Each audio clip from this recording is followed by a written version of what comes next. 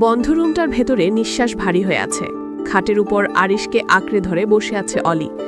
আলভিকে এক পা করে নিজের দিকে আসতে দেখে তার বুকের ভেতর অদ্ভুত ধরফর শুরু হলো। চোখের কোণে পানি জমে আছে, ঠোঁট কাঁপছে। আমি অনেক ক্লান্ত হয়ে গেছি, আমি আর পারছি না। এসব বাদ দাও এখন।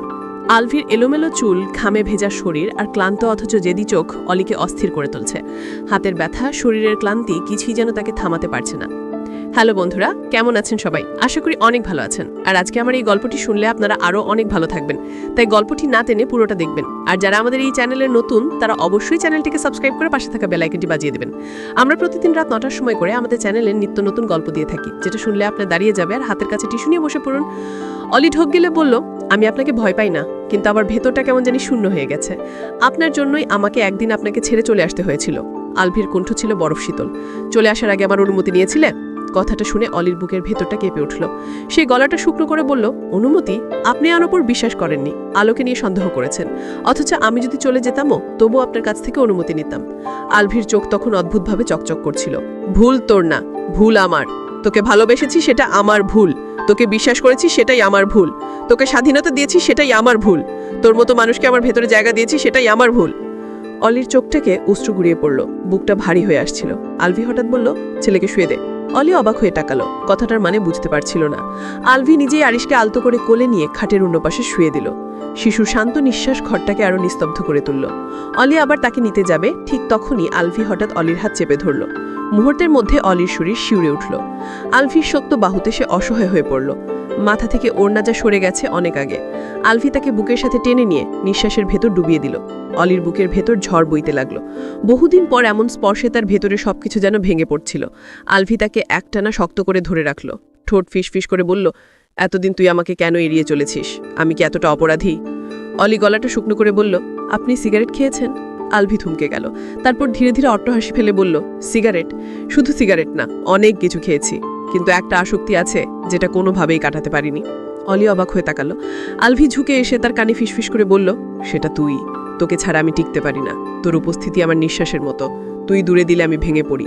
আমি আসক্ত তোর প্রতি, তুই কি বুঝিস না? অলি নিঃশ্বাস বন্ধ করে বসে রইল। তার চোখের কোণ ভিজে উঠল। সে কাঁপা কাঁপা গলায় বলল, তাহলে কেন আমার উপর সন্দেহ করলেন? কেন আমার ভালোবাসাকে প্রশ্নবিদ্ধ করলেন? আলভির চোখ লাল হয়ে উঠল। সে ঠোঁট কামড়ে ধরল। তারপর কণ্ঠ নিচু করে বলল, কারণ তুই আমার সবচেয়ে দুর্বল জায়গা। তোর হাসি দেখে আমি ভয়ে কেঁপে উঠি, যদি কোনোদিন সেটা অন্য কারো জন্য হয়। তোর নীরবতা দেখে আমার বুক চিড়ে যায়, যদি কোনোদিন সেটা আমার জন্য না হয়। তাই আমি অন্ধের মতো প্রতিক্রিয়া দিয়েছি। হয়তো সেটা ভুল ছিল, কিন্তু আমি যা করেছি সেটা ভালোবাসার উন্মাদনায় করেছি। অলির বুকের ভেতর হাহাকার জমে উঠল। সে চোখ বন্ধ করে ফেলল। আলভি তার হাত ধরে বলল, আমাকে মুক্তি দে। আমি তোর ভালোবাসার শাস্তি সহ্য করছি। হয় আমাকে বাঁচতে দে, নয়তো শেষ করে দে। অলির ঠোঁট কেঁপে উঠল। সে খুব আস্তে বলল, আমি তোকে কখনো হারাতে চাইনি। আমি তোকে শুধু বুঝাতে চেয়েছি, ভালোবাসা মানে জোর নয়, ভালোবাসা মানে দুজনের ভেতরকার বিশ্বাস। আলভি নিঃশ্বাস ছেড়ে দিল। তার চোখের জল গড়িয়ে পড়ল। সেই মুহূর্তে ঘরের ভেতর শুধু দুজনের নিঃশ্বাস ভাসছিল, আর বাইরের রাতটা আরও নিস্তব্ধ হয়ে উঠেছিল। ঘরের ভেতর নিস্তব্ধতা জমে আছে। খাটের পাশে মৃদু বাতি জ্বলছে। আলভি অলির চোখের ভেতর এক দৃষ্টে তাকিয়ে আছে। সেই দৃষ্টিতে রাগও আছে, ভালোবাসাও আছে, আবার কেমন যেন হারানোর ভয়ও আছে। অলির শ্বাস আটকে তাকিয়ে আছে তার দিকে। মুহূর্তগুলো ভারী হয়ে উঠছে। আলভি ধীরে ধীরে অলির হাত নিজের বুকে চেপে ধরে বলল, অনুভব কর, আমার বুকের ভেতর কি ঝড় চড়ছে সেটা অনুভব কর। আমি তোকে ছাড়া কিছুই না। আমি যতবার নিজেকে সামলাতে চেয়েছি, ততবার ভেঙে পড়েছি। আমি ভেবেছিলাম তুই আমার থেকে দূরে গেলে হয়তো আমি মুক্ত হব, কিন্তু আমি বুঝলাম আসলে আমি তোকে ছাড়া বাঁচতেই পারি না। অলি নিঃশব্দে কাঁদছিল। তার চোখ বেয়ে অশ্রু গড়িয়ে পড়ছে আলভির আঙুলে। আলভি সেই অশ্রুকে ঠোঁটের কাছে এনে চুমু খেল। অলির শরীর শিউরে উঠল। বুকের ভেতর হাহাকার জমে উঠল। অলি কেঁপে কেঁপে বলল, যদি ভালোবাসেন তবে আমাকে বন্দি করবেন না। যদি ভালোবাসেন তবে আমাকে বিশ্বাস করুন। আমি তো সারা জীবন আপনাকেই চাইছি। আমি আপনাকে ছাড়া কিছু ভাবতেই পারি না। আলভির চোখে দোলা খেলো। সে অলির চিবুক ধরে তাকিয়ে বলল, বিশ্বাস করতে আমি প্রস্তুত, কিন্তু তোর কি প্রতিশ্রুতি দিবি? আমার থেকে আর দূরে যাবি না? আমার হাত ছেড়ে অন্য কারো ছায়ার দিকেও তাকাবি না? অলি নিঃশ্বাস বন্ধ করে মাথা নেড়ে দিল। তার ঠোঁট কাঁপছিল। সে আস্তে বলল, আমি প্রতিশ্রুতি দিচ্ছি, আপনার ছাড়া আমি কিছু ভাবব না। কিন্তু আপনিও প্রতিশ্রুতি দিন, আমাকে আর অবিশ্বাস করবেন না, আমার হৃদয়কে আর কষ্ট দেবেন না। আলভি ধীরে ধীরে তার কপালে ঠোঁট রাখল। মুহূর্তের মধ্যে ঘরের বাতাস ভারী হয়ে গেল। বাইরের নীরব রাত যেন দাঁড়িয়ে পড়ল তাদের ভালোবাসার সাক্ষী হয়ে। আরিশ শান্তভাবে ঘুমিয়ে আছে, যেন এই মুহূর্তের তীব্রতা বোঝার বয়স হয়নি তার। অলি চোখ বন্ধ করল। তার ভেতরটা কেমন শান্ত হয়ে আসছিল। অনেক দিনের জমে থাকা কষ্ট একসাথে। আলভি তার কানে ফিসফিস করে বলল, তুই যদি জানিস আমি তোকে কতটা চাই, তবে কখনো আমাকে ছেড়ে যাস না। আমার হৃদয়ের সব পাগলামি, সব ভুলভ্রান্তি তোর জন্যই। আমি স্বপ্ন দেখি শুধু তোকে নিয়ে। অলি নিঃশব্দে সেই স্বপ্নে ভিজে গেল। তার মনে হচ্ছিল এই মানুষটার বাহু ছাড়া আর কোনো নিরাপদ জায়গা নেই পৃথিবীতে। তবুও তার বুকের ভেতর একটা ভয় থেকে যাচ্ছিল। আলভির এই ভালোবাসা কখনো আবার আগের মতো রাগিয়ে, সন্দেহে বা কষ্টে বদলে যাবে কিনা। সে ভেবেই নিঃশ্বাস ভারী হয়ে উঠল। আলভি তার হাত ধরে টেনে নিজের বুকের সাথে লাগালো, বলল, এখন থেকে আমি তোকে ছাড়ব না। তুই আমার রক্তের মতো। আমি চাইলে রক্ত ছাড়া বাঁচতে পারি, কিন্তু তোকে ছাড়া বাঁচতে পারি না। অলি কেঁপে উঠল। তার চোখ থেকে আবার অশ্রু গড়িয়ে পড়ল। ঘর ভরে গেল তাদের নিঃশ্বাসে, অশ্রুতে, আর না বলা কথার আবেশে। রাত গভীর হলো, আর সেই রাতের গভীরতায় তারা দুজন যেন হারিয়ে গেল এক অচেনা অথচ চিরচেনা অনুভূতির ভেতর। ভোর হয়ে আসছে। জানালার ফাঁক দিয়ে সূর্যের হালকা আলো ঢুকে পড়েছে ঘরে। আরিশ এখনো ঘুমে অচেতন। অলি আধঘুম চোখে দেখল আলভি বসে আছে তার সামনে। চোখ দুটো লালচে, চুল এলোমেলো, কিন্তু দৃষ্টিতে অদ্ভুত কোমলতা। অলি একটু নড়তেই আলভি তার হাত চেপে ধরল, বলল, ঘুম থেকে উঠতে হবে না এখনই, আমি শুধু তোকে দেখতে চাই। অলি অবাক হয়ে তাকালো। তার ঠোঁট কাঁপছিল। সে আস্তে বলল, কেন এত চেয়ে আছেন? আলভির ঠোঁটে হালকা হাসি ফুটল। বলল, কারণ আমি ভয় পাই। যদি এই চোখ বন্ধ করি, যদি আবার তোকে হারিয়ে ফেলি। তুই জানিস না গত কয়েকটা দিন আমি কিভাবে কাটিয়েছি। প্রতিটি মুহূর্তে মনে হয়েছে আমি তোর কাছে নেই। মনে হয়েছে তুই আমার থেকে দূরে চলে যাচ্ছিস। আমি সেই ভয় নিয়ে বেঁচে থাকতে পারবো না। অলি নিঃশব্দে তার দিকে তাকিয়ে রইল। তারপর আস্তে বলল, আমি তো আপনাকে ছাড়িনি, আমি তো এখানেই ছিলাম। আপনি শুধু বিশ্বাস হারিয়েছিলেন। ভালোবাসা আছে, কিন্তু বিশ্বাস যদি ভেঙে যায় তাহলে সব কিছু ভেঙে পড়ে।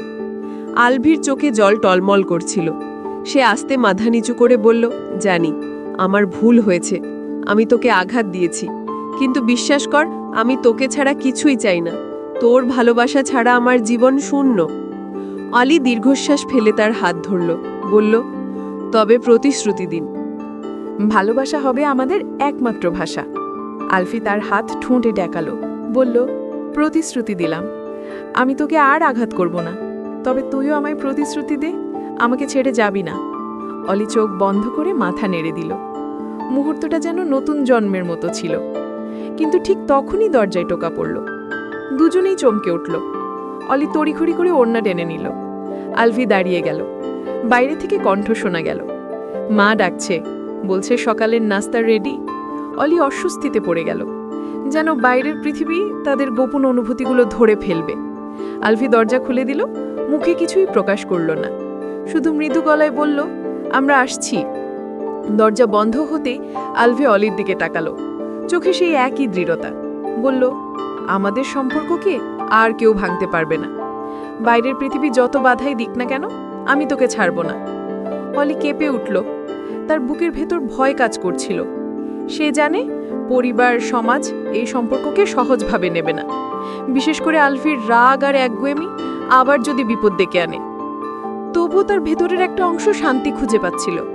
আলভির বাহুতে সে নিজেকে নিরাপদ মনে করছিল। আরিশ ঘুম থেকে জেগে উঠে কেঁদে উঠল। অলি তাড়াতাড়ি তাকে কোলে তুলে নিল। আলভির নিঃশব্দে তাকিয়ে রইল সেই দৃশ্যের দিকে। তার ঠোঁটে অদ্ভুত এক হাসি ফুটে উঠল, যেন এই ছোট্ট পরিবারই তার পৃথিবীর সব কিছু।